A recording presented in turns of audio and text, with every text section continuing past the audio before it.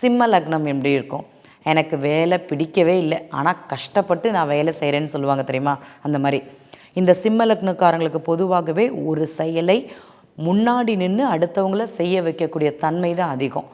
ஆனால் இவங்க என்ன பண்ணுவாங்க, மாடு மாதிரி உழைச்சின்னு இருப்பாங்க. அப்போ அந்த உழைப்பினால் அவர்களுக்கு மன அழுத்தமும் அந்த போராட்டமும் இருக்குமானா கண்டிப்பாக தொழில் சார்ந்த போராட்டங்கிறது அதிகமாகவே இருக்குன்னு சொல்லலாம்.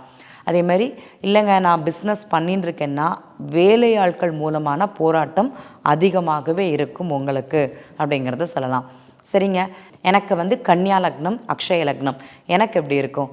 கன்னியா லக்னத்திற்கு பொதுவாகவே வீட்டிலிருந்து என்ன வேலை பண்ணலாம், அதிக முதலீடுகள் இல்லாமல் வீட்டில் உட்காந்தே செய்யக்கூடிய தொழில்கள்ங்கிறது உங்களுக்கு லாபத்தை கொடுக்கும் அப்படிங்கிறது சொல்லலாம். ஆனால் கவனம் தேவை, பெரும் முதலீடு அப்படிங்கிறது கூடாது.